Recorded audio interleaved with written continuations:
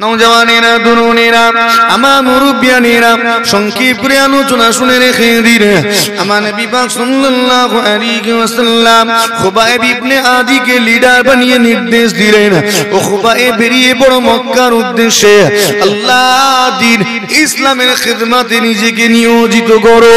হযরত খুবাইব ইবনে আদি সঙ্গে সঙ্গে বাকি 9 জন সাহাবা হুজুরকে সঙ্গে নিয়ে মক্কার উদ্দেশ্যে রওনা দিলেন।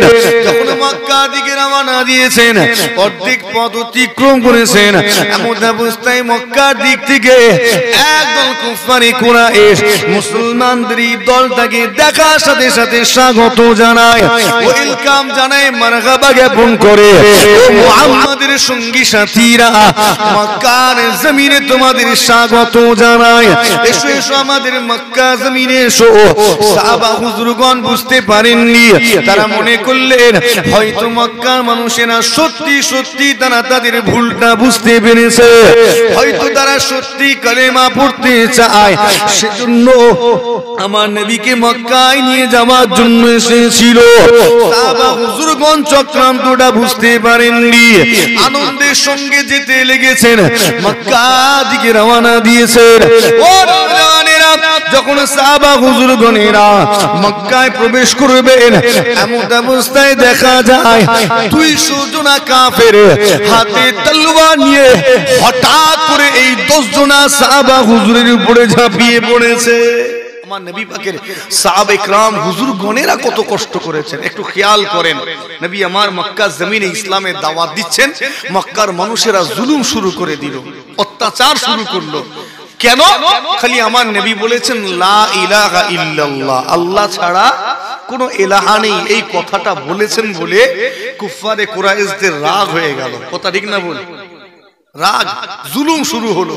নবী আমার টিকতে পারলেন না, আল্লাহ ইমার্জেন্সিতে তার হাবিবকে অর্ডার করলেন, রাতের অন্ধকারে আমার নবী হিজরত করলেন। দিনের বেলা না, হিজরত দিনের বেলা হয়নি, রাতের অন্ধকারে মক্কা ভূমি ছাড়লেন, নিজের জন্মভূমি ছেড়ে মদিনাতে হিজরত করলেন। মদিনায় যখন হিজরত করলেন, মদিনার মানুষেরা একটু কিতাব পড়া মানুষ ছিল, তারা জানতো আল্লাহ আখিরি জামানায় একটা নবী পাঠাবে, তার নাম হবে আহমদ সাল্লাল্লাহু আলাইহি ওয়াসাল্লাম।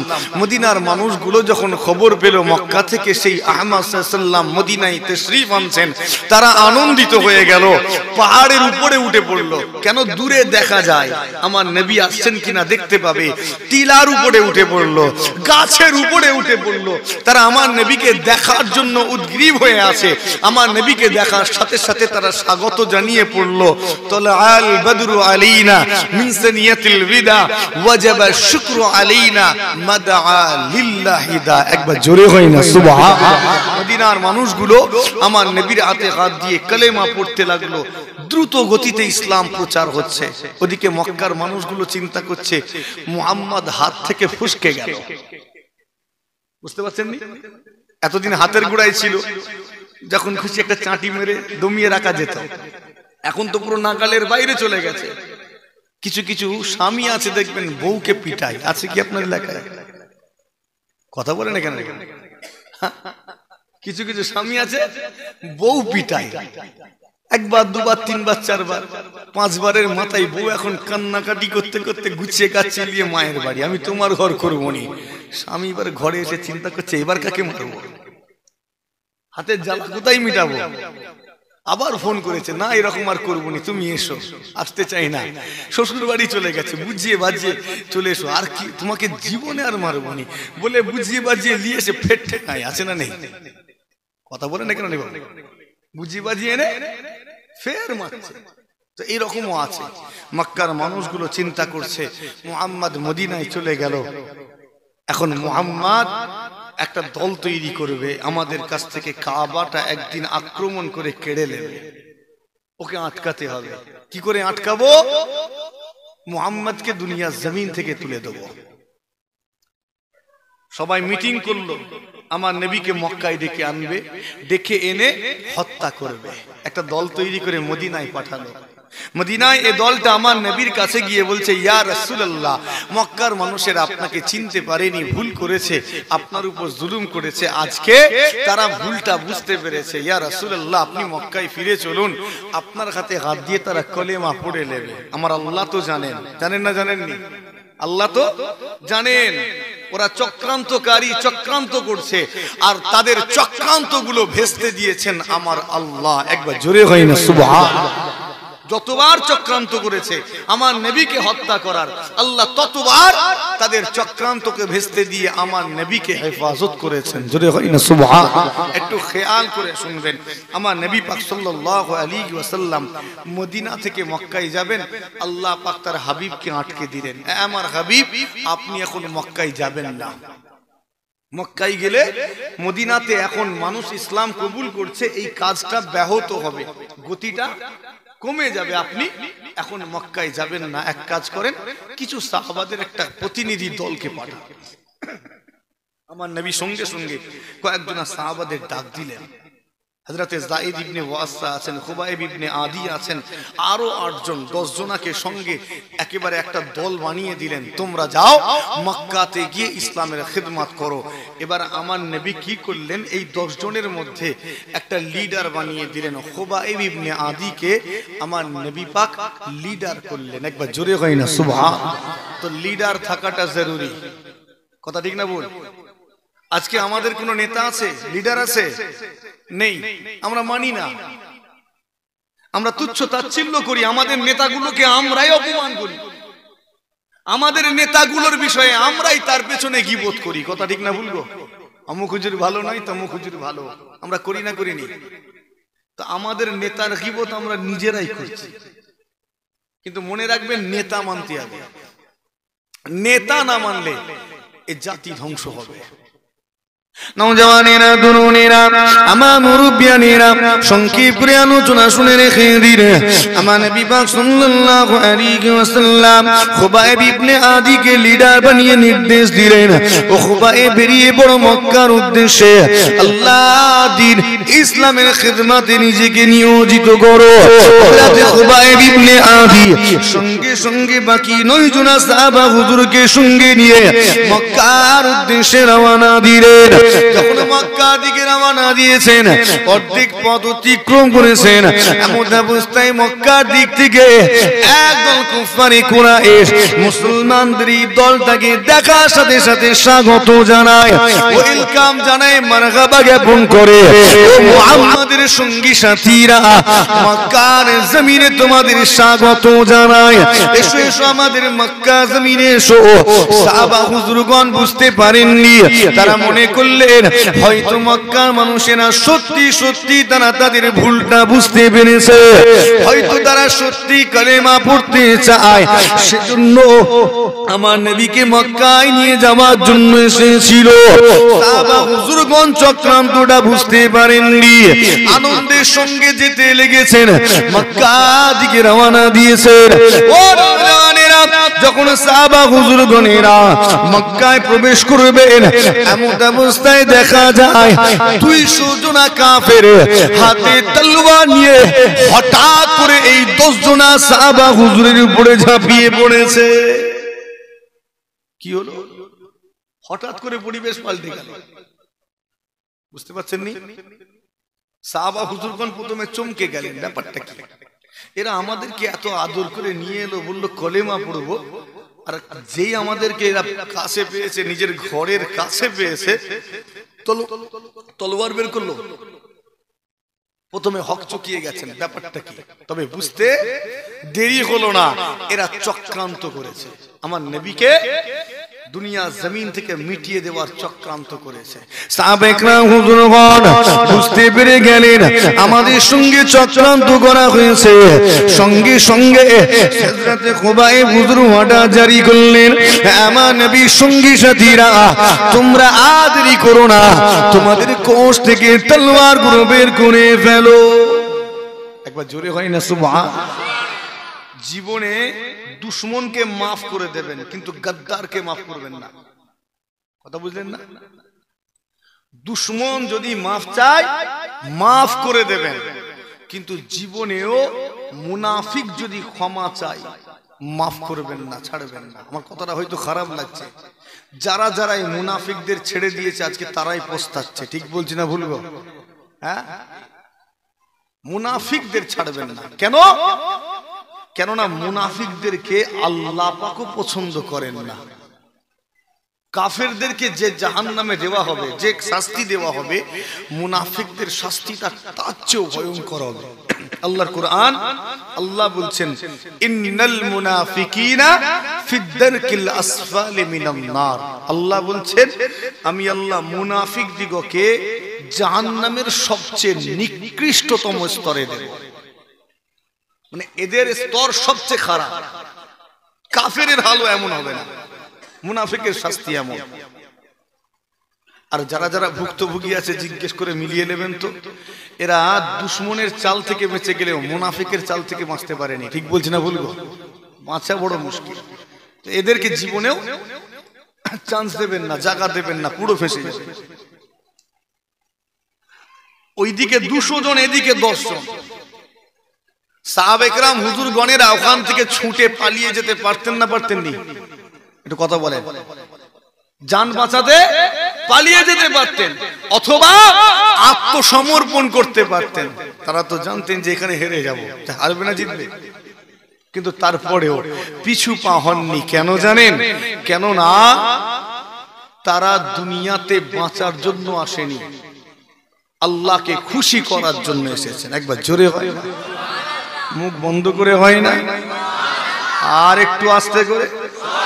মুসলমানের ছেলেরা, ও নওজওয়ানেরা, তরুণেরা, আমার নবীর প্রেমিকেরা, জি হ্যাঁ শুনে রেখে দিলে হযরত খুবাইব ইবনে আদি সহ বাকি 9 জনা 10 জনা সাহাবা হুজুর কোষ থেকে তলোয়ার বের করে ফেললেন। কয়েক মুহূর্তের মধ্যে সংঘর্ষ লেগে গেল। সাহাবা হুজুর গণেরা বীর বিক্রমের সঙ্গে লড়াই চালিয়ে যাচ্ছে। সেই দিনে তারা আত্মসমর্পণ করতে পারতেন, জান বাঁচানোর জন্য নিজেদেরকে কাফেরদের হাতে সঁপে দিতে পারতেন, কিন্তু সেটা করেননি। ও জওয়ানেরা, জিগা শুনে রেখে দিলে এটা কেন করেননি জানেন?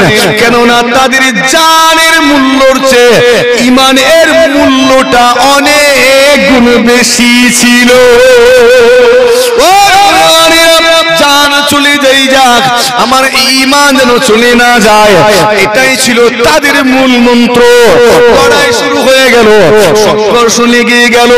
বীর বিক্রমের সঙ্গে তলোয়ার পরিচালনা করেন, কুফারে কুরাইশদেরকে একের পর এক কতল করেন, আর নিজেরাও শাহাদাত বরণ করেন। যেহেতু সংখ্যাটা বড্ড কম ছিল, মাত্র 10 জন, লড়াইটা বেশিক্ষণ চলতে পারে না। অসম লড়াই, এই লড়াই বেশিক্ষণ চলতে পারে না। একের পর এক সাহাবা হুজুর শহীদ হতে হতে 8 জন সাহাবা হুজুর শহীদ হয়ে গেলেন। বাকি ছিল 2 জন, একজন যায়েদ ইবনে ওয়াসা, অপরজন খুবাইব ইবনে আদি। এই 2 জনকে তারা বন্দী করে নিয়ে গেল। মক্কার কুফারে কুরাইশেরা এই 2 জনকে বন্দী করে নিয়ে গিয়েছে। একটু চিন্তা করুন, দীর্ঘ পথ তারা অতিক্রম করেছেন, মদিনা থেকে মক্কায় এসেছেন। তারা শারীরিক ভাবে বড় ক্লান্ত, বড় কমজোর, তারা ক্ষুধার্ত অবস্থায় রয়েছেন। এমন অবস্থায় তাদেরকে লড়াই করতে হয়েছে। তারা আরো দুর্বল হয়ে গিয়েছেন, কমজোর হয়ে গিয়েছেন। এবার তাদেরকে বন্দী করে নিয়ে যাওয়া হলো। কমজোর আনাথ, একেবারে দুর্বল অবস্থা। এমন অবস্থায় কাফের মক্কার বেদিনেরা একটা খাদ্যপূর্ণ খাঞ্চা নিয়ে আমার খুবাইবের সামনে হাজির হলো। খুবাইব, তোমার কি ক্ষুধা লেগেছে? তোমার কি ভোগ লেগেছে? খুবাইব, তুমি কি খেতে চাও? যদি তুমি খেতে চাও, আমরা মক্কার কুফারে কুরাইশ আমরা তোমাকে খেতে দেব। আমরা শুধু খেতে দেব তা নয়, তোমার ভরণ পোষণের দায়িত্ব নেব। আমরা তোমার দেখাশোনা করব, তোমার পরিবারের দেখাশোনার দায়িত্ব আমরা নিয়ে নেব। তবে খুবাইব, বিনিময়ে একটা কাজ করতে হবে, যে মুহাম্মাদের হাতে হাত দিয়ে তুমি কলেমা পড়েছো, ওই মুহাম্মাদের হাতটা ছেড়ে দিতে হবে। যে কলেমা কালেমা পড়েছো, জবান থেকে কালেমা চিরতরে মুছে দিতে হবে। খোদায়ে যদি আমাদের এই শর্তটা মেনে নিতে পারো, আমরা তোমার দায়িত্ব নেব।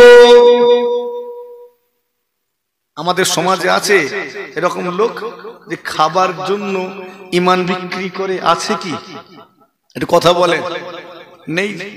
দেখবেন আপনি, আমি দেখাবো 200 টাকায় ঈমান বিক্রি করে, আছে না নেই? কথা বলে না কেন? হ্যাঁ, ভালো করে খোঁজ নেন। 200 টাকায় নিজের ঈমান, নিজের জমিরকে বিক্রি করে দেয়। দুমুঠো চাল পাবে বলে ঈমান বিক্রি করে দেয়, নিজের জমিরটাকে বিক্রি করে দেয়। কথা ঠিক বলছি না বলবো? আমার কথা হয়তো খারাপ লাগছে, ভেঙে বলতে চাই না। আবার কেউ কেউ বলবে হুজুর রাজনীতির কথা বলছে। জ্বালা অনেক এখন, দুটো কথা বলেও শান্তি পায় না। না আনারি আমাদের মুরিদ খারাপ ভাববেন নি, শিক্ষিত মুরিদও আছে, আবার সাধারণ মুরিদও আছে, আছে না নেই? সবাই তো সমান না। মানে একটা কথা কে কিভাবে নেবে? আমি বলবো বাবু সাদা মনে, আর দিয়ে টেনে অন্য জায়গায় লাগিয়ে দেবে। ঠিক জন্য ওয়াজ করা বড় মুশকিল। আমার সমাজে কিছু আছে ঘর পাওয়ার জন্য নিজের ঈমানকে বিক্রি করে, আছে না নেই? ঘর বুঝেননি? হ্যাঁ, নিজের ঈমানকে বিক্রি করেছে ঘর পাবো বলে। বলছে আমাদের ডকুমেন্ট দিচ্ছে না, রেশন কার্ড দিচ্ছে না, তুমি কনভার্ট হও, রেশন কার্ড পাবে। বাহ, শুধু একটা কার্ড পাবো বলে ঈমান বিক্রি। হ্যাঁ, আমরা কোন পর্যায়ে পৌঁছে গেলাম? আসল ব্যাপারটা হলো আমরা তো ভাত রান্না করে খাই না, রাঁধা ভাত পেয়েছি, রান্না করতে হয়নি। কথা ঠিক না ভুল গো? যারা ভাতটা রান্না করেছে কষ্টটা তারা বোঝে, কষ্টটা তারা বুঝে। আমরা কি কষ্ট বুঝবো? ঘরে গিয়ে বসলাম, সামনে খাবার চলে এলো, ভাত খাচ্ছি, ছড়াচ্ছি, কেন? কষ্ট বুঝিনি তো। তাই এই হাল। যারা কষ্ট করেছে তারা মর্মটা বোঝে। তো ইসলাম আমরা পেয়ে গিয়েছি, কষ্ট করে অর্জন করতে হয়নি। কষ্ট করে যারা অর্জন করেছে তারা ইসলামের মর্মটা বোঝে। কথা ঠিক বলছি না ভুল? যারা নিজের জান দিয়ে, রক্ত দিয়ে, শ্রম দিয়ে, নিজের সব কিছু দিয়ে ইসলামকে কায়েম করেছে, তারা ইসলামের গুরুত্বটা বোঝে। আপনি আমি কি করেছি ইসলামের জন্য? কিছুই তো করিনি। কোরআনের জন্য কি করেছি? উল্টে ভালো জিনিস দেওয়া হয়েছে, ওটাকে ঝগড়া করে কেচড়ে ফেলেছি। কথা ঠিক বলছি না ভুলবো? হ্যাঁ, কত সুন্দর ইসলাম আমাদের দেওয়া হলো, ওখানে আমরা মারামারি গুঁতোগুতি করেছি, করে নিজেদের মধ্যেই অশান্তি করেছি। আমার কথা খারাপ লাগছে মনে? হুজুর এত বুঝাচ্ছেন কেন? বুঝানোর দরকার নেই, আপনি টেনে যান। ভাবছেন আলোচনা বুঝতে হবে। নওজওয়ানেরা, তরুণেরা, আমার মুরব্বিয়ানেরা শুনে খেদির, আমার খুবাইব ইবনে আদি সেই দিনে কি বলেছিলেন? এ মক্কার বেদিনেরা, মক্কার কুফারে কুরাইশেরা, শোনো, তুমি আমার সামনে যে খাবারটা নিয়ে এসেছো, এই খাবারের মালিক হলেন আমার আল্লাহ। আরো জোরে হয় না? এই আপনার রুজির মালিক কে? সবাই মিলে বলেন। ঠিক বলছেন? কিছু একটা ব্যাপার আছে, চিন্তা করেন তো। আমি ভেবেই প্রশ্ন করেছি। আমি জানি আপনার রুজির মালিক আল্লাহ, কিন্তু আপনি পাল্টে ফেলেছেন, আপনি রাখেননি আল্লাহকে, অন্য কাউকে বানিয়েছেন আপনার রুজির মালিক। ভুল বললাম? আমার কথাটা ভুল হলে ভালো হয়, কিন্তু ভুল নয়। ভুল হলে ভালো হয়, কিন্তু ভুল নয়। আজকে আমরা অনেক রুজির মালিক বানিয়েছি না? সব ভেঙে বলতে হবে না কি রে বাবু?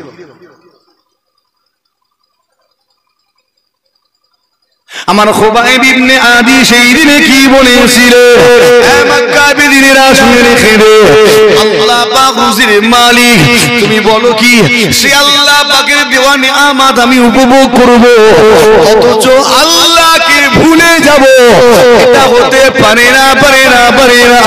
আমি খুবাইব আল্লাহ নিয়ামত উপভোগ করি, সেই আল্লাহ পাকের শুকরিয়া আদায় করি।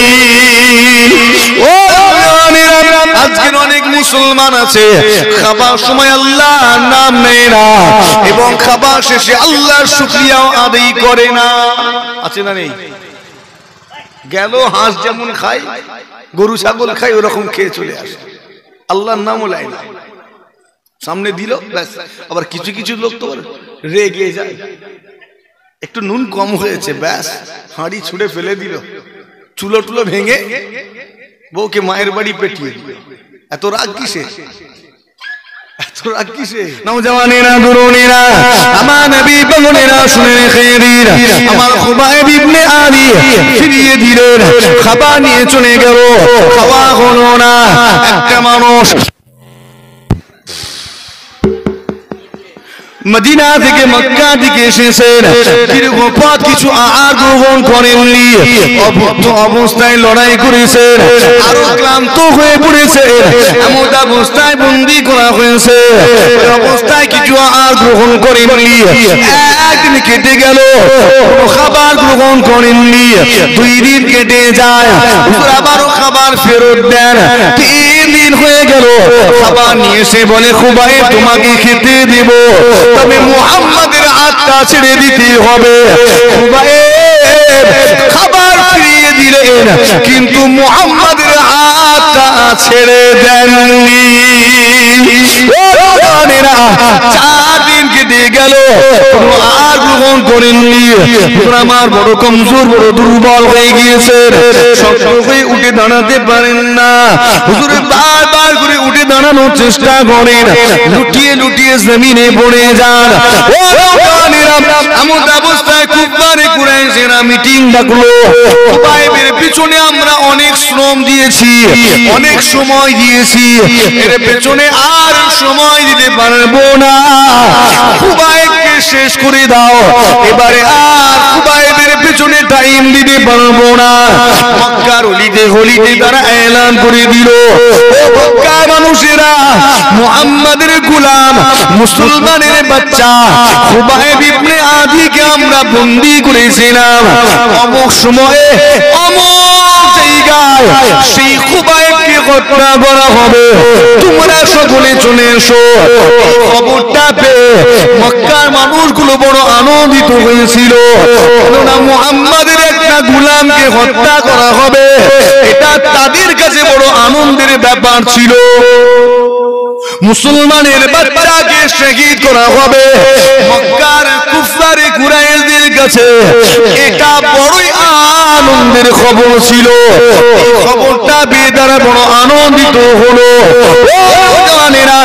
একদিন 2 দিন যেতে যেতে 7 দিন 7 রাত কেটে গেল, খুবাইবের কিছু খাওয়া হয়নি, কোনো কিছু আহার করা হয়নি। সেই সময় হাজির হলো আস্তে আস্তে মক্কার জনগণ, মক্কার মানুষগুলো দলে দলে দলে দলে ওই ময়দানে গিয়ে ভিড় জমাতে লাগলো। চারিদিক থেকে ময়দানে চতুর্দিক থেকে করে তারা ঘিরে দাঁড়িয়ে রয়েছে। সেই দিনে মক্কা মানুষগুলো একা একা আসেনি, একা একা ময়দানে যায়নি গো। ওই মক্কার বেদিনেরা, মক্কার কুফারে কুরাইশেরা তাদের সঙ্গে করে বাচ্চা বাচ্চা ছেলেগুলোকেও নিয়ে এসেছিল। বাচ্চা ছেলেগুলোকে হাত ধরে হাঁটিয়ে হাঁটিয়ে তাদের উপরে নিয়ে বসিয়ে পিঠের উপরে নিয়ে ওই ময়দানে গিয়ে হাজির হয়েছিল, কেননা মুহাম্মাদের গোলামকে হত্যা করা হবে, মুসলমানের বাচ্চাকে শহীদ করা হবে। এই দৃশ্যটা আমরা দেখব, আমাদের চোখের জ্বালা মিটাবো, আমাদের চক্ষুটা শীতল করে নেব, কিন্তু আমাদের বাচ্চাগুলোকেও নিয়ে গিয়ে দেখাবো, এই ঘটনার সাক্ষী বানাবো। এটা তাদের কাছে বড় আনন্দের, বড় গর্বের বিষয় ছিল। এবারে আমার খুবাইব ইবনে আদীকে আনা হবে। 7 দিন 7 রাত হুজুর আমার না খেয়ে না দে বড়ই কমজোর হয়ে গিয়েছেন, দুর্বল হয়ে গিয়েছেন, উঠে দাঁড়ানোর মতো ক্ষমতা নাই, উঠে দাঁড়ানোর মতো শক্তি অবশিষ্ট নাই।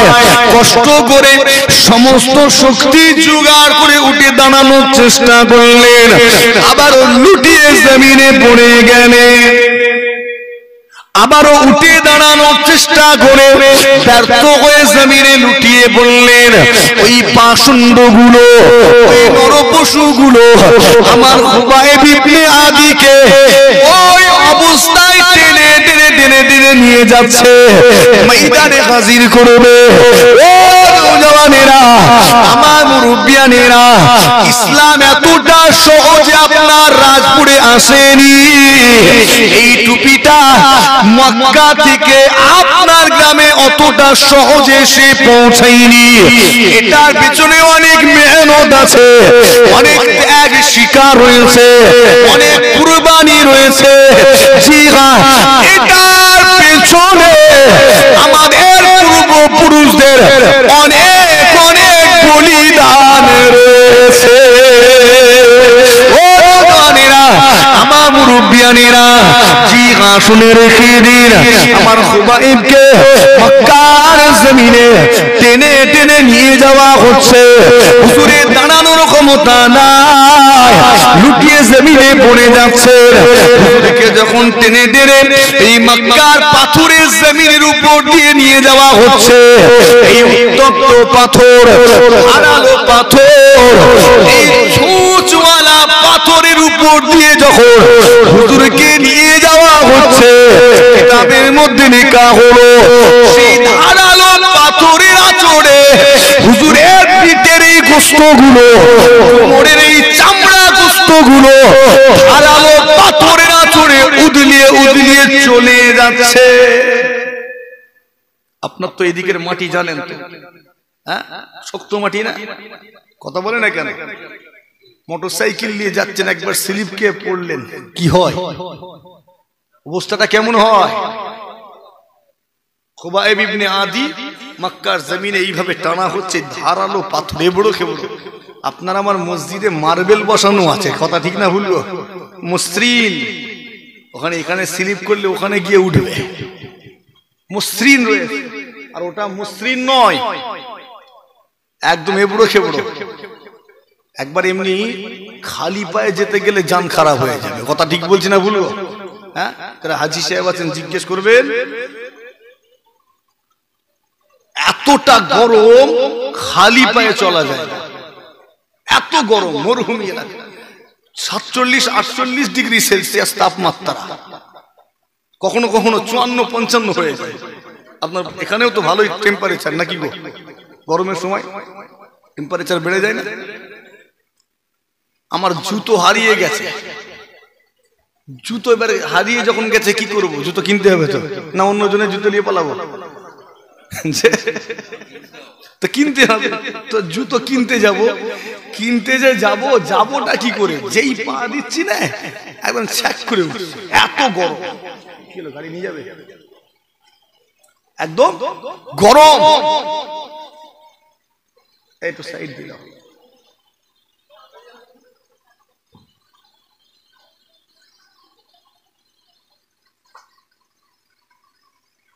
ক্লিয়ার করে দেন। তো এইরকম উত্তপ্ত পাথুরে জমিনের উপর দিয়ে নিয়ে যাওয়া হচ্ছে। খুবাইবের পিঠের চামড়া, গোস্ত, কোমরের এই সমস্ত গোস্তগুলো উদলে উদলিয়ে চলে যাচ্ছে। একটুকু দয়া হয় না, একটুকু মায়া হয় না, মানুষত্ব নেই। নওজওয়ানেরা, তরুণেরা, আমার নবী পাগলেরা, জিহা শুনে রেখে দিন, হুজুরকে টেনে টেনে ওই ময়দানে হাজির করা হলো। চতুর্দিকে লোকজন গোল করে ঘিরে দাঁড়িয়ে রয়েছে, তারা আনন্দ করছে, উল্লাস করছে, ওই উল্লরে ব্যস্ত, কেননা মুহাম্মাদের গোলামকে হত্যা করা হবে। ওই ময়দানের মাঝখানে একটা খুঁটি পোঁতা হলো, ওই খুঁটিতে আমার নবীর প্রেমিক খুবাইব ইবনে আদিকে বাঁধা হলো। ও মুসলমানের ছেলেরা, আমার খুবাইব এতটাই দুর্বল, এতটাই কমজোর, এতটাই মাজুর হয়ে গিয়েছে, নিজের পায়ে দাঁড়ানোর ক্ষমতা নাই, খুঁটিতে বাঁধা হয়েছে। আর হুজুর আমার ওই খুঁটিতে বাঁধা অবস্থায় ঝুলে রয়েছেন, পায়ে শক্তি নাই যে শক্ত হয়ে দাঁড়াবেন, ওই বাঁধা রয়েছে, ঝুলে আছেন ওখানে। বুঝাতে পারছি আপনাকে? হ্যাঁ, চারিদিকে সব হই হুল্লোড়ে ব্যস্ত। তারা এই নবীর প্রেমিকে হত্যা দৃশ্যটা দেখে তাদের চক্ষু শীতল করতে চায়। এমন অবস্থায় কয়েকটা নেতা হাতে তলোয়ার নিয়ে ময়দানে ঝাঁপিয়ে পড়ল। তারা আমার খুবাইবের শরীরটা দ্বিখণ্ডিত করে দেবে, খুবাইব মারা যাবে, শহীদ হয়ে যাবে। না না না, তারা মিটিং এ ঠিক করেছিল আমরা খুবাইবকে একবারে শেষ করব না, ওকে কষ্ট দিয়ে ধীরে ধীরে ধীরে ধীরে আমরা হত্যা করব। একজন কুফারে কুরাইশ তলোয়ারে ডগা দিয়ে হুজুরের শরীরে খোঁচা দেয়। হুজুর আমার সঙ্গে সঙ্গে পাঠ করেন আশহাদু আল্লা ইলাহা ইল্লাল্লাহু ওয়া আশহাদু আন্না মুহাম্মাদান আবদুহু ওয়া রাসূলুহু। এদিক থেকে একজন কুফারে কুরাইশ তলোয়ারে ডগা দিয়ে খুবাইবের শরীরে খোঁচা দেয়। খুবাইব আবারও পাঠ করেন আশহাদু আল্লা ইলাহা ইল্লাল্লাহু ওয়া আশহাদু আন্না মুহাম্মাদান আবদুহু ওয়া রাসূলুহু। সামনের দিক থেকে খোঁচা দেয়, আবারও পাঠ করেন আশহাদু আল্লা ইলাহা ইল্লাল্লাহু ওয়া আশহাদু আন্না মুহাম্মাদান আবদুহু ওয়া রাসূলুহু। মুহাম্মাদের নাম শোনার সাথে সাথে কুফারে কুরাইশদের কলিজা ফেটে যায়। যে মুহাম্মাদের নাম শোনার সাথে সাথে কুফারে কুরাইশদের কলিজা চূর্ণ বিচূর্ণ হয়ে যায়। খুবাইব সেই মুহাম্মাদের নামে সাক্ষ্য দিয়ে বলছে সেই মুহাম্মদ নাকি আল্লাহর বান্দা, সেই মুহাম্মদ নাকি আল্লাহর রাসূল। কুফারে কুরাইশরা এটা মেনে নিতে পারে না, এটা সহ্য করতে পারে না। কেননা যত ঝগড়া হয়েছে একটাই কারণে, কারণটা হলো মুহাম্মদ আল্লাহর রাসূল। কথা ঠিক বলছি না বল? ঝগড়া কোথায়? ঝগড়া কোথায়? মুহাম্মদ আল্লাহর রাসূল, এটাই তো কুফারে কুরাইশরা মানতে পারে। ওরা চিন্তা করছে যত নবী এসেছে আল্লাহ অধিকাংশ নবীকে তো বনি ইসরাইলে পাঠিয়েছে। কথা ঠিক না ভুল গো? কথা বুঝতে পারছেন নি মনে হয়? তো সেখান থেকে ছিটকে নবুয়তটা আর ওইদিকে নেই, এদিকে চলে এসেছে। বনি ইসরাইলে আল্লাহ বহু নবী পাঠিয়েছে, ওখান থেকে হঠাৎ করে ইসমাইলের খানদানে যেখানে কোনো নবী মাঝখানে নেই, সব তো ওইদিকে। হঠাৎ করে আল্লাহ একটা নবী পাঠিয়ে দেবেন, এটা হয়। ওরা মনে করেছে শেষ নবীটাও হয়তো বনি ইসরাইলে আসবে। কথা বুঝতে পারছেন না? ওই দিকেই হয়তো আসবে, এরকম একটা ভেবে। কিন্তু আল্লাহ আমার নবীকে ইসমাইলের খানদানে পাঠিয়ে দিলেন। একবার জোরে হয় না সুবহানাল্লাহ? আরো জোরে হয় না? মুহাম্মদ আল্লাহর রাসূল, এটা তো মানতে পারেনি। হুদাইবিয়ার যখন সন্ধি হলো, হুদাইবিয়ার সন্ধি আপনারা ওয়াজ শুনেছেন, কিতাবেও পড়েছেন। এই সন্ধির সময় সিলমোহর আমার নবী স্ট্যাম্প দিলেন। স্ট্যাম্প তখনও স্ট্যাম্প ছিল। আমার নবী পাক স্ট্যাম্প কিভাবে দিতেন? একটা আংটি ছিল। কথা ঠিক না ভুলবো? এই ওয়াজ শোনা নেই নাকি? একটা আংটি ছিল আমার নবী পাকের আংটি। এই আংটি মুবারকে লেখা ছিল মুহাম্মদ রাসূলুল্লাহ। একবার জোরে কই না সুবহানাল্লাহ। নিচে লেখা ছিল মুহাম্মদ, তার উপরে ছিল রাসূল, তার উপরে লেখা ছিল আল্লাহ। তো আল্লাহর নাম উপরে, মাঝখানে রাসূল, নিচে আমার নবীর নাম। ঠিক এইভাবে সাজানো ছিল। যারা হাদিস পড়েছেন তারা জানেন বিষয়টা। তো যখন আমার নবী এটা দিয়ে স্ট্যাম্প দিয়েছেন, বড় বড় রাজাদের কাছে আমার নবী যখন চিঠি পাঠাতেন বাদশাদের কাছে, তো এই আংটি দিয়ে সিলমোহর দিতেন, এটা দিয়ে স্ট্যাম্প দিতেন। আর দূত ওইগুলো নিয়ে যেত বড় বড় বাদশাদের কাছে, সিলমোহর ওয়ালা ওই চিঠিটা।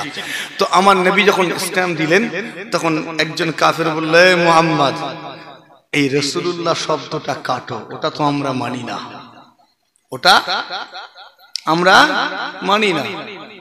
যদি ওটা মেনে নি তাহলে তো কোনো ঝামেলাই নেই, তত ঝামেলা তো শুধু এইটার জন্য। তুমি যে আল্লাহর রাসূল ওটা আমরা তো মানি না, তো ওখানে রাসূলুল্লাহ শব্দটা কাটতে হবে। একজন সাহাবা হুজুর খেপে গেলেন, এত বড় সাহস, রাসূলুল্লাহ শব্দ কাটতে বলছো। আমার নবী বললেন একটু থামো, কোথায় লেখা আছে আমাকে দেখিয়ে দাও, কোথায় লেখা আছে আমাকে দেখিয়ে দাও। কেন? আমার নবী পাক সাল্লাল্লাহু আলাইহি ওয়াসাল্লাম উম্মি ছিলেন, দুনিয়াবি এই সমস্ত অক্ষরগুলো আমার নবী পাক প্রাথমিক অবস্থায় 40 বছর পর্যন্ত জানতেন না। আর এই যে জানতেন না, এটা প্রমাণ করে কোরআন আল্লাহ পাকের বাণী। একবার জোরে হয় না সুবহানাল্লাহ। কেননা আমার নবী যদি কোনো জায়গায় এগুলো শিখতেন, আলিফ বে তে সে যদি শিখতেন, তাহলে মক্কার কাফেরেরা বলতো মুহাম্মদ শিক্ষিত ছেলে, বলতো না? বলতো না? বলতো না? ও শিক্ষিত ছেলে, স্মার্ট, জ্ঞানী। ও চিন্তা করে করে নিজের মন থেকে বানিয়ে বানিয়ে কবিতার মতো করে কথাগুলো বলছে, আর আল্লাহর নামে চালিয়ে বলছে এটা আল্লাহ বলেছেন, কোরআন চালিয়ে দিত। এইভাবে বললে তাহলে কিয়ামত পর্যন্ত কোরআন শরীফের উপরে মানুষের একটা সন্দেহ তৈরি হতো। কথা ঠিক না ভুল গো? আল্লাহ তার হাবিবকে দুনিয়ায় কোনোদিন ছোট করেননি, ছোট হতেও দেননি। জোরে হয় না সুবহানাল্লাহ। এজন্য তার হাবিবের কোনো উস্তাদ রাখেননি। যদি উস্তাদ থাকতো তাহলে উস্তাদ বড় হয়ে যেত। কথা ঠিক না বল? উস্তাদ বড় হতো না, হতো নি? আল্লাহ তার হাবিবকে কারো কাছে ছোট করেননি, আল্লাহ নিজে তার হাবিবকে সব শিখিয়েছেন। জোরে হয় না সুবহানাল্লাহ? আর একটু জোরে হয় না? আরো জোরে। কথা বোঝাতে পারছি আপনাকে? কে শিখিয়েছেন আমার নবীকে? আল্লাহ। দুনিয়ার কেউ আমার নবীকে শিখায়নি। আমার নবীর কোনো উস্তাদ নেই, আল্লাহ রাখেননি। কেন? কার ছাত্র বানাবো? ছাত্র বানানো মানেই তো ছাত্রের চেয়ে শিক্ষকের সম্মান বড় হবে। আর আমার প্রিয় হাবিবের চেয়ে আমি কারো সম্মানকে বড় করব না। সবচেয়ে বেশি সম্মান আল্লাহ আমার নবীকে দিলেন। একবার জোরে হয়, আরো জোরে হয় না? আমার দিনদার ইমানদার ভাইরা একটু খেয়াল করেন। আলোচনা অনেকটা বেড়ে যাচ্ছে, আমি সংক্ষেপ করব, কারণ মেহনত করা মানুষ, বেশি রাত করলে কষ্ট হবে। কথা ঠিক না বলবো? উদ্দেশ্য সওয়াব রেসানি, অনেকটা পথ এসেছি, কষ্ট করে এসেছি, যখন একটু আলোচনা করে নিচ্ছি। আপনাদের অসুবিধা হচ্ছে না তো? সমস্যা নেই তো? চলবে না? শেষ হয়ে যাবে? চলেন আরেকটু বলে নি। যেখানে তো আমার নবী পাক সাল্লাল্লাহু আলাইহি ওয়াসাল্লামের সাহাবা খুবাইব ইবনে আদি বলেছেন, আল্লাহ ছাড়া কোনো ইলাহা নাই, আমি আরো সাক্ষ্য দিচ্ছি মুহাম্মদ আল্লাহর বান্দা এবং তার রাসূল। একবার জোরে হয় না? আরো জোরে হয় না? যেই বলেছেন না, সব খেপে গেছে। এটা শুনলেই তো খেপে যাবে।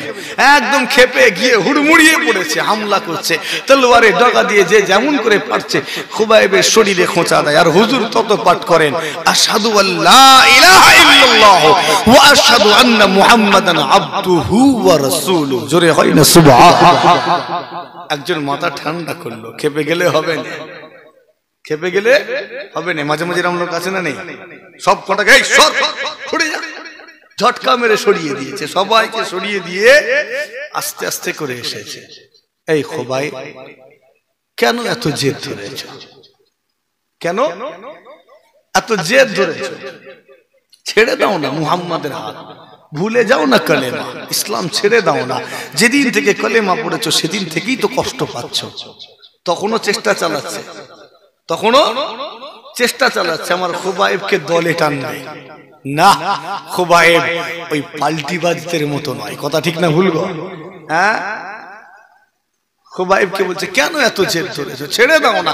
যেদিন থেকে কলেমা পড়েছো সেদিন থেকে তুমি ঘরে থাকতে পারো না, আরাম পাও না। সেদিন থেকে তোমাকে পালিয়ে পালিয়ে বেড়াতে হয়।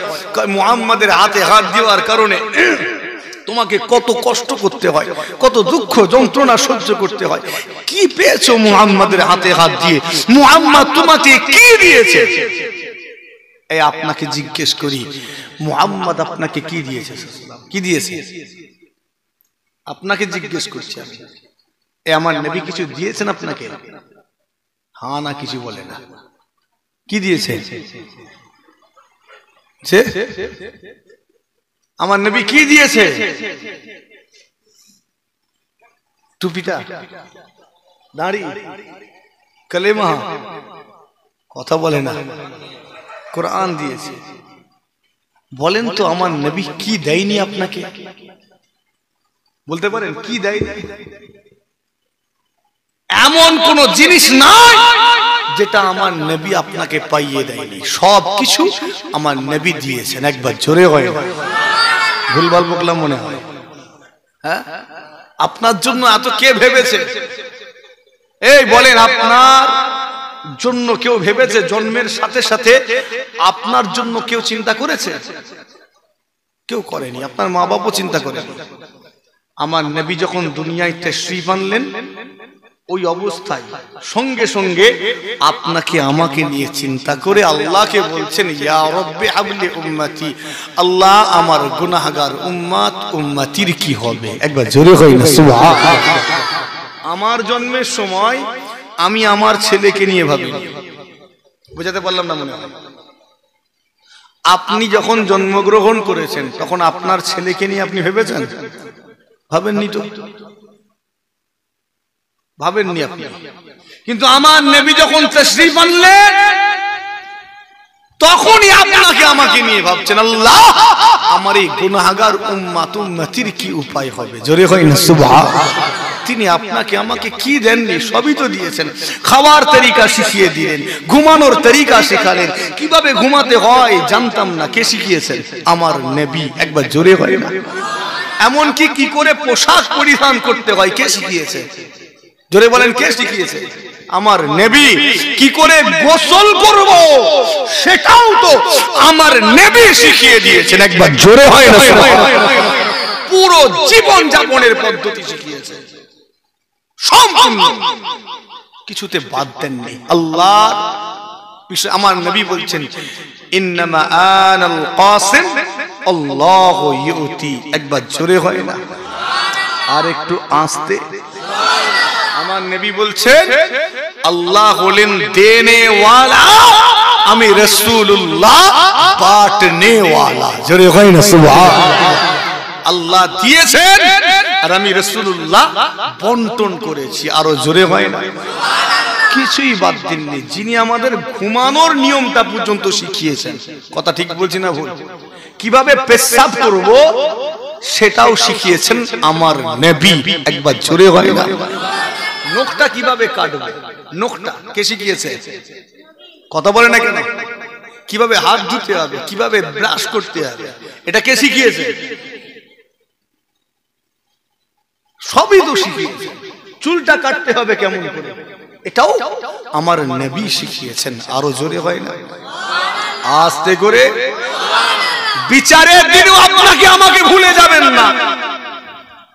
বিচারের দিনে আমার নবী আল্লাহর কাছে আপনার আমার জন্য সুপারিশই করবেন, শাফাআত করবেন, আল্লাহ আমার গুনাহগার উম্মত উম্মতিদের নাজাত দিয়ে দিন। জোরে হয় না সুবহানাল্লাহ। আমার নবী সিজদায় চলে যাবে। কথা ঠিক বলছি না বল? সিজদায় চলে যাবে, আল্লাহ আমার গুনাহগার উম্মতদের নাজাত দিয়ে দিন, গুনাহগার উম্মতের নাজাত দিন। নবী আমার সিজদায় আল্লাহ তার হাবিবকে বলবেন, আমার হাবিব আপনি এমন করবেন না, আপনি মাথাটা তুলুন। আল্লাহ আমার নবী বলবেন, আমার আল্লাহ আমার শেষ উম্মতটাও, গুনাহগার উম্মতটাও যতক্ষণ না নাজাত পায় আমি রাসূলুল্লাহ সিজদা থেকে মাথা তুলবো না। জোরে হয়? আরো জোরে হয় না? তো সব দিয়েছেন, কি বাদ দিয়েছেন? আমার খুবাইব সেই দিন কি জবাব দিলে, এ মক্কার বীরেরা, আমার মুহাম্মদ আমাকে কি দিয়েছে জানো? শোনো শোনো শোনো, মুহাম্মদ আমাকে আমার মালিকের সঙ্গে পরিচয় করিয়ে দিয়েছে। শোনো শোনো শোনো, মুহাম্মদ আমাকে কি দিয়েছে জানো? মুহাম্মদ আমাকে আল্লাহ পাকের জান্নাত দিয়ে দিয়েছে। যখনই খুবাইব বলে দিলে মক্কার কুফারে কুরাইশেরা বলে খুবা এবার তোমাকে রাখবো না, আর দেরি করা হবে না, এখনই তোমাকে হত্যা করা হবে। খুবাইব বলো তো তোমার জীবনের শেষ আশা কি, তোমার জীবনের শেষ ইচ্ছা কি? খুবাইব সেই দিনে কি বলেছিলেন?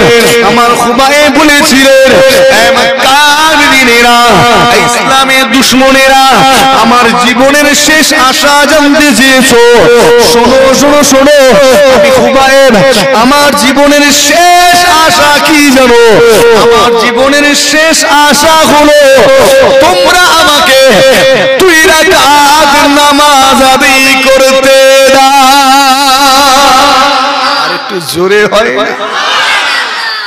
নামাজ পড়ছে বলেই তো খুবাইবের এই হাল, মওতের সামনে দাঁড়িয়ে, কিন্তু সেখানে দাঁড়িয়েও নামাজকে ভুলে গেলেন না। একবার জোরে হয় না? আর আজকের মুসলমান সব নামাজ পড়ে তো নাকি গো? হ্যাঁ, বললেই গা জ্বালা করবে, বললেই গা জ্বলবে, এই নামাজ পড়া হয়। গতকালকে এক জায়গায় ওয়াজ করতে করতে খুব রেগে গিয়েছিলাম। অনেক মানে পরিবেশে এমন, সেখানে গাঁজা, গ্রামে বলছে হুজুর প্রচুর গাঁজার উৎপাত, এদিকে নেই তো? হ্যাঁ, মদ ফদের সব নেই তো এদিকে? হ্যাঁ, আল্লাহ সব হেফাজত করে। রেগেই গিয়েছিলাম, রেগে গিয়ে লাস্টে বেলায় বললাম, এই নিজেকে তো মুসলমান বলে দাবি করো, কখনো কটা কলেমা নিজেকে জিজ্ঞেস করেছো? এই কটা কলেমা গো, কলেমা কটা? কথা নেই, বলেন না। 7টা তো নাকি? কটা কলেমা? 5টা। যেই বলেছে 5টা, আমি বলছি ভাই আমি বেশি নাই, 1টা কলেমা জিজ্ঞেস করবো, 5 নম্বর কলেমাটা পড়ো, 5ম কলেমা রুদ্দিকুপুরটা পড়ো। পুরো মজলিস, মানে বদনাম করতে চাইনি, একটা কারো সাহস হল যে 5ম কলেমা মুসলমান। এখানে অনেক মানুষকে আমি যদি জিজ্ঞেস করি বলতে পারবেন, আমার মনে হয় পারবে। যারা একটু চর্চা করে তারাই পারবে, যারা চর্চা করে না তারা পারবে না। মুসলমান 5টা কলেমা, একটা জিজ্ঞেস করেছি চাকা জাম, আবার জলসায় বসে সুবহানাল্লাহ দেখিয়েছে। কথা বুঝছেন নি? খারাপ লাগছে নাকি রে বাবু? আপনারা এরকম সিরিয়াস মুডে চলে যাচ্ছেন কেন? আমি আপনাদেরকে জিজ্ঞেস করিনি, আপনাদেরকে হালাতটা বলছি, এরকম ঘটেছে। তো যাক, সেই দিন খুবাইব ইবনে আদি নামাজ পড়তে চাইলেন। আমরা ইচ্ছা করে নামাজকে তরক করি, মসজিদে জামাত চলছে, আমরা বাইরে আড্ডা দিতে ব্যস্ত। কথা ঠিক না ভুলবো? হ্যাঁ, হই হুল্লোড় করতে ব্যস্ত, মোবাইলে ফ্রি ফায়ার খেলছি, এই জলসা চলছে, ফ্রি ফায়ার খেলছে। নামাজ হচ্ছে, মোবাইলে গেম খেলতে ব্যস্ত। তারাবির নামাজ চলছে, ছেলেটা মসজিদের বাইরে রয়ে মশলা চিবোচ্ছে, পান চিবোচ্ছে, আর মোবাইলে গেম খেলছে। এই তো হাল, এই তো অবস্থা। আজকাল যুবককে যদি জিজ্ঞেস করি কি হতে চাও, বলতে পারবে না ও কি হতে চায়। কেন? ওই ফেসবুকের রিলস দেখতে দেখতে ওর সব শেষ। কথা ঠিক বলছি না বলবো? হ্যাঁ, খালি এরম করছে, একটা দেখেছে আর একটা, একটা দেখে আর একটা, এরম করতে করতে 4 ঘন্টা কেটে গেছে, কোনো খেয়ালই নেই। হাসছে কেন রে বাবু? মিলে যাচ্ছে নাকি?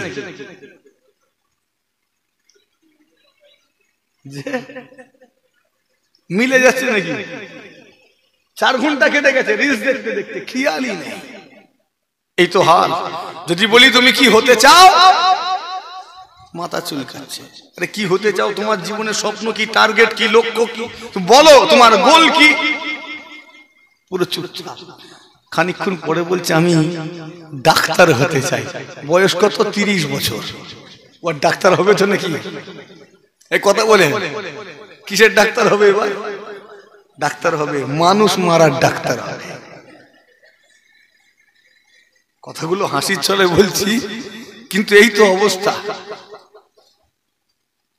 নওজওয়ানেরা, দুরুনেরা, আমার মুরব্বিয়ানেরা, খুবাইব সেই দিনে যে নামাজটা পড়তে এসেছিলেন ওটা ফরজ নামাজ ছিল না, ওয়াজিব নামাজও ছিল না, এমনকি সুন্নাত নামাজও ছিল না। আপনি আমি ইচ্ছাকৃত ফরজ নামাজ তরক করি, ওয়াজিব নামাজ তো অনেকে বুঝি না, সুন্নাতের ধারে কাছে নাই, নফল তো অনেক দূরের কথা।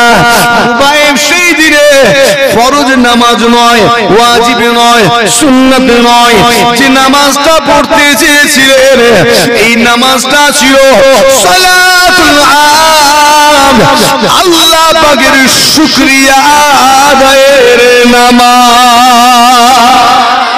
আরো জোরে হয় না? কি নামাজ? আল্লাহর শুকরিয়া আদায়ের নামাজ, সালাতুল আমদ। জীবনে পড়েছেন? যারা যারা জীবন, এটা হাত তোলাবো আমি, যারা জীবনে একবার হলেও সালাতুল আমদ পড়েছেন, আল্লাহর শুকরিয়া আদায়ের নামাজ পড়েছেন, একটু হাত তুলবেন, আমি দেখব। যারা শুকরিয়া আদায়ের নামাজ পড়েছেন জীবনে একবার হলেও, একটু হাত তুলে। হ্যাঁ, কিছু বলবো? হ্যাঁ মিয়া, কিছু বলবো? হাত নামা। হ্যাঁ, কাজ হবে বললে? এত মানুষ, 3 জন হাত তুলেছে যারা জীবনে একবার হলেও শুকরিয়া আদায়ের নামাজ পড়েছে। বাকিগুলো খেতে জানো? খেতে বলে হুজুর জানি, খেতে জানি, মারপিট করতে ব্যাপার নয় হুজুর, ওটা জানি, সালাতুল আম জানি না। খারাপ লাগছে মনে হয়? লাগুক না, একটু খারাপ লাগুক না, লাগার দরকার আছে। অনেক বুঝিয়েছি ভালো ভালো, নরম ভাষায় অনেক বলেছি। মুসলমানের ঘরে জন্ম, এখনো তুমি আল্লাহর শুকরিয়া আদায় স্বরূপ নামাজ পড়তে পারো না। কেমন মুসলমান তুমি? কেমন মুসলমান? বড় দুঃখ লাগে। বয়স কত? 30 বছর, এখনো শুকরিয়া আদায়ের নামাজ পড়া নসিবে জুটেনি। বয়স 60 বছর, সব কিছু পারে, ছেলে পুলে আছে, বলছে হ্যাঁ ওটা জানো, হ্যাঁ, আর সালাতুল আম জানে না। পড়ার দরকার আছে না নেই? এটা বলেন, আছে না নেই? পড়ার দরকার। আরবিতে নিয়ত পারি না, বাংলাতেই নিয়ত করি। আল্লাহ বাংলা বুঝেন না বুঝেন? কমসে কম বাংলাতেই নিয়ত করি, আল্লাহ তোমার শুকরিয়া আদায় স্বরূপ 2 রাকাত নামাজ পড়ছি, শুকরিয়া আদায়ের, আল্লাহ কবুল করো। বাংলাতেই নিয়ত করে পড়ো, সেটাও নসিব হলো না। এমন অবস্থা। বলে হুজুর আমরা তো আল্লাহর শুকরিয়া আদায় করি। কখন? বলে ওই তো জলসা যখন শুরু করলেন, বললেন সকলে আল্লাহর প্রশংসা করি, বলি আলহামদুলিল্লাহ। ও তো লোক দেখানো হলো, সবাই মিলে তো, কথা ঠিক না ভুলবো? তুমি, তোমার ইনসাফ নেই? আল্লাহ ঘর বাড়ি করিয়েছে, আল্লাহর শুকরিয়া আদায় করি, 2 রাকাত নামাজ পড়ি শুকরিয়া আদায়ের। আল্লাহ আওলাদ দিয়েছে, খুশি হয়ে আল্লাহকে শুকরিয়া আদায় করে আল্লাহকে সিজদা করি। কথা বুঝছেন নি তো? খুশি সংবাদ আল্লাহ দিয়েছেন, শুকরিয়া আদায় করি। আল্লাহ বিপদ থেকে উদ্ধার করেছেন, শুকরিয়া আদায়ের নামাজ পড়ি। উচিত ছিল না? ছিল নি? আজকের মুসলমান এগুলো থেকে অনেক দূরে অবস্থান করছি। পরিবর্তন হয়, আবারও বলছি, পরিবর্তন হয়। দাদা পীরের সিলসিলার মানুষ আপনি, এই জন্য আপনাকে জোর দিয়ে বলছি, এই জন্য বলছি, আপনি আমার মানুষ। কথা ঠিক বলছি না বলবো? আপনি আমার, কেন? আপনি আমার পীরের মুরিদ। আপনি যে পীরের মুরিদ, আমি সেই পীরের মুরিদ, সেই পীরেরই ঘরের আওলাদ। এই জন্য আপনাকে বলছি, আপনি নিজেকে সংশোধন করুন, পরিবর্তন হন, হেদায়েতের পথে ফিরে আসুন, আল্লাহ খুশি হয়ে যাবে। একবার জোরে হয় না? আরো জোরে হয় না? আরো জোরে।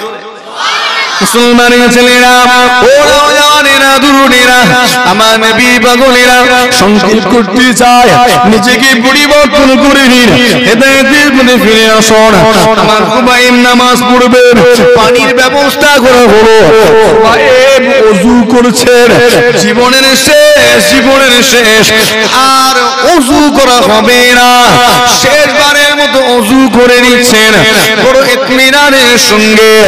হুজুর আমার ওযু বানাচ্ছেন, হুজুর যখন ওযু করছেন ওযুর পানির সাথে হুজুরের শরীরের রক্তগুলো এইভাবে ধুয়ে ধুয়ে জমিনে পড়ছে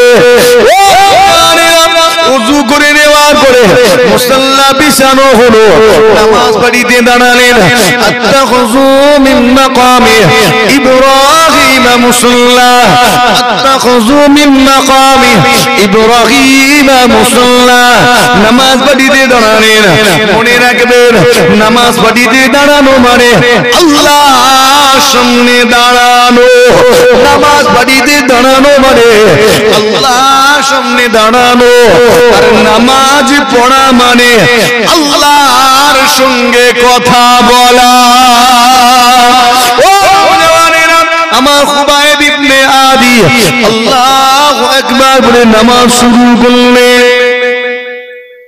আল্লাহ পাকের সঙ্গে কথা বলতে লেগেছেন খুবাইব আজকে কি কথা বলবে তার জীবনের শেষ নামাজ শেষবারের মতো দুনিয়া জমিন থেকে আল্লাহর সঙ্গে কথা বলবে একটা মানুষের জীবনে কত আশা রয়েছে কত বাসনা কত ইচ্ছা রয়েছে কত চাওয়া আছে কত পাওয়া রয়েছে একটা নামাজের মাধ্যমে সব কিছু প্রকাশ করা সম্ভব নয় নামাজটা অনেক লম্বা হয়ে যাবে নামাজটা অনেক দীর্ঘ হয়ে যাবে কেননা এই শেষ নামাজে খুবাইব তার জীবনের সমস্ত ভক্তি ভালোবাসা নিংড়ে দিয়ে আল্লাহ পাকের কাছে সব আশা বাসনা ব্যক্ত করবে নামাজটা অনেক লম্বা হওয়ার ছিল খুবাইব নামাজ পড়ছে তার জীবনের সব আশা বাসনা ইচ্ছাগুলো আল্লাহর সামনে ব্যক্ত করছে এমন অবস্থায় খুবাইবের মনে পড়ে গেল হয়তো মক্কার কুফারে কুরাইশেরা মনে মনে করছে খুবাইব বড় চালাকি করে নামাজটা বেছে নিয়েছে কেননা নামাজে যত সূরা লম্বা করবে নামাজ যত দীর্ঘ হবে খুবাইব ততক্ষণ বেঁচে থাকতে পারবে খুবাইব বেশিক্ষণ বাঁচার জন্য ইচ্ছা করে নামাজ লম্বা করে দিচ্ছে ভাবতে পারে না পারেনি কথা বলে না কেন হুজুর নামাজ পড়তে হঠাৎ খেয়াল এলো হয়তো মক্কার কুফারে কুরাইশরা এটাই মনে করছে যে এই নামাজটাকে লম্বা করে দিয়েছে বদমাইশি করে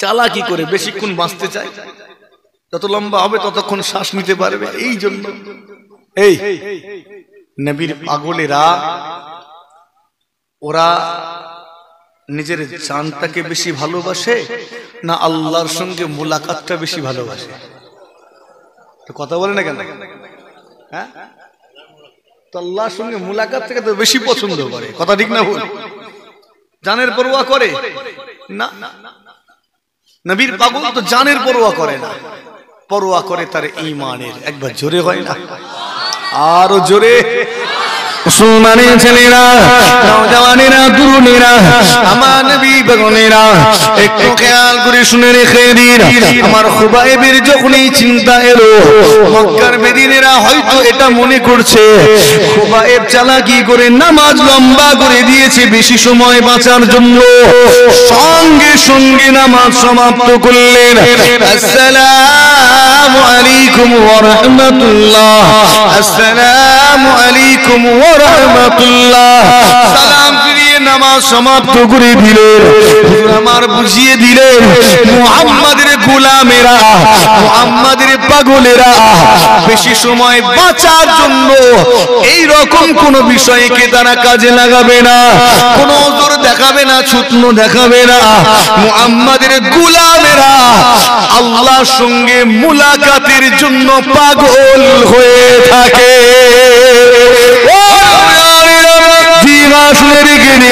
আমার খুবাইব ইবনে আদি এবারে নামাজ সমাপ্ত করে সমস্ত শক্তি জোগাড় করলেন কোরআনের সৈনিক ঈমানের দীপ্ত শিখা আমার নবীর প্রেমিক ইসলামের সৈনিক খুবাইব ইবনে আদি সমস্ত শক্তি জোগাড় করে শক্ত হয়ে আস্তে আস্তে ঈমানি জোশে উদ্দীপ্ত হয়ে সোজা হয়ে উঠে দাঁড়ালেন দাঁড়ানোর সাথে সাথে মক্কার বেদিনেরা আবারও হামলে পড়ল আমার খুবাইবের উপরে। আবারও তলোয়ারের ডগা দিয়ে খোঁচা দিতে লাগলো। তলোয়ারের ডগা দিয়ে খোঁচা দেয়। খুবাইব আমার পাঠ করেন আশহাদু আল্লা ইলাহা ইল্লাল্লাহু ওয়া আশহাদু আন্না মুহাম্মাদান আবদুহু ওয়া রাসূলুহু। হে মুসলমান, আজকে দিনেও আমরা খুবাইবের মতো কালেমায়ে শাহাদাতটা পাঠ করি, সকলে মিলে পড়ি আশহাদু আল্লা ইলাহা ইল্লাল্লাহু ওয়া আশহাদু আন্না মুহাম্মাদান আবদুহু ওয়া রাসূলুহু। আশহাদু আল্লা ইলাহা ইল্লাল্লাহু ওয়া আশহাদু আন্না মুহাম্মাদান আবদুহু ওয়া রাসূলুহু। আশহাদু আল্লা ইলাহা ইল্লাল্লাহু ওয়া আশহাদু আন্না মুহাম্মাদান আবদুহু ওয়া রাসূলুহু। সেদিন আমার খুবাইব রাদিয়াল্লাহু তাআলা আনহু এইভাবে কালিমায়ে শাহাদাতের বাণী পাঠ করতে করতে আল্লাহ পাকের রাস্তায় নিজের জানটাকে উৎসর্গ করে দিয়েছিলেন। খুবাইবের জান চলে গেল, কিন্তু খুবাইবের তার জবান থেকে এই কালিমাটা যেতে দেননি।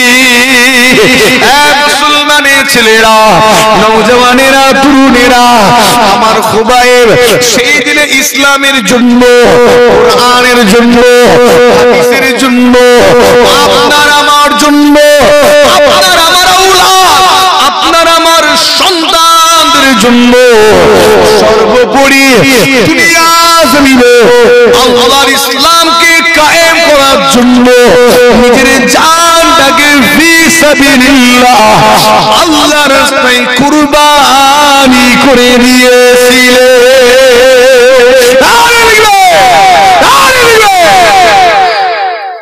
নিজের জানকে কুরবান করে দিলেন, পিছুপা হননি। সাহাবা ইকরাম হুজুরগণেরা আমার নবী পাকের ইশারায় নিজেকে কুরবান করেছে। সাহাবা হুজুরদের ভাষা ছিল ইয়া রাসূলুল্লাহ, আপনার কদমে আমার জান কুরবান হয়ে যাক। জোরে কই না সুবহানাল্লাহ।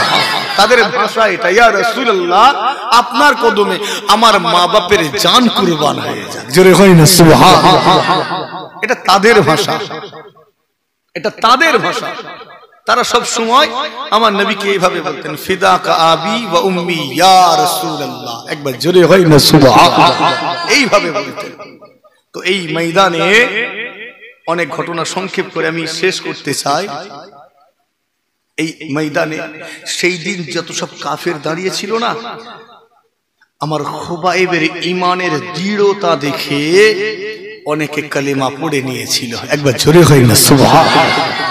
এই ঘটনা দেখে অনেকে কালেমা পড়েছে। একজন সাহাবা যিনি ওই জায়গায় কাফেরদের সঙ্গে দাঁড়িয়েছিলেন, তিনি বলছেন, যেদিন খুবাইবকে শহীদ করা হয় সেদিন আমি ওখানে দাঁড়িয়েছিলাম। আমার ভাষা নয়, সাহাবা হুজুর বলছেন, যিনি ওই খুবাইবের শাহাদাত বরণের সময় মক্কার কাফেরদের সঙ্গী ছিলেন, তিনি বলছেন সেই দিনে খুবাইব বারবার করে শাহাদাত দিচ্ছে, অর্থাৎ কালেমা শাহাদাত পাঠ করছে, আশহাদু আল্লা ইলাহা ইল্লাল্লাহ ওয়া আশহাদু আন্না মুহাম্মাদান আবদুহু ওয়া রাসূলুহু। খুবাইবের এই শাহাদাত দেওয়াটা আমার অন্তরে ঈমানের আলোকে জ্বালিয়ে দিয়েছিল। জোরে হয় না সুবহানাল্লাহ। নবীর প্রেমিকেরা এমনই হয়, নবীর গোলামেরা এমনই হয়, একটা মরবে তো 100টা তৈরি করে দিয়ে যাবে। জোরে হয় না সুবহানাল্লাহ। তুমিও নবীর পাগল হও, নবীর দিওয়ানা হও। যুবক, নবীর গোলাম হয়ে যাও, নবীর গোলামতিতে নিজেকে নিয়োজিত করো, তুমি দেখবে আল্লাহ পুরো দুনিয়াকে তোমার গোলাম বানিয়ে দিয়েছে। জোরে হয় না সুবহানাল্লাহ। আরো জোরে হয় না, আরো জোরে হয় না। অনেকটা সময় নিলাম, অনেক কষ্ট দিলাম, আমি সমাপ্ত করছি। নিজের ঈমানকে দৃঢ় করো, ঈমানকে মজবুত করো। বর্তমান যুব সমাজ টার্গেট হারিয়ে ফেলছে, কথা ঠিক না বলবো, লক্ষ্য হারিয়ে ফেলছে। এখন আমাদেরকে পরিচালনা করা হচ্ছে এই মোবাইলটার মাধ্যমে। আপনি হয়তো জানেনই না, আপনি জানেন না, আপনাকে ব্যস্ত রেখে দেওয়া হয়েছে এটার মাধ্যমে। কথা ঠিক বলছি না ভুল? আপনাকে এ যা ভাবাচ্ছে আপনি সেটা ভাবছেন। বুঝাতে পারলাম কি? আপনি কোনটা ভাবছেন? যেটা ভাবাচ্ছে। কিছু কিছু লোক উপরে আছে, তারা সেখান থেকে কাঠি নেড়ে আপনাকে ভাবাচ্ছে, আপনাকে চিন্তা করাচ্ছে, যেগুলো আপনি সেগুলো চিন্তা করছেন, কিন্তু আপনার যেগুলো চিন্তা করা দরকার সেগুলো আপনাকে চিন্তা করতে দিচ্ছে না, আপনাকে ব্যস্ত রেখেছে। আপনাকে ব্যস্ত রেখেছে। আমি ঘাঁটতে মানা করছি না, ঘাঁটেন, কিন্তু এটাই ডুবে যাবেন না। এটাই ডুবে যাওয়া মানে নিজের ক্যারিয়ার শেষ, নিজের লক্ষ্য শেষ। আল্লাহ আমাদেরকে আকলে সলিম দেন, সঠিক বুঝ ক্ষমতা নসিব করেন। বলি আল্লাহুম্মা আমিন। জোরে বলি না আল্লাহুম্মা আমিন। অনেকটা সময় নিয়েছি, আর নয়, দোয়া হবে। আসেন।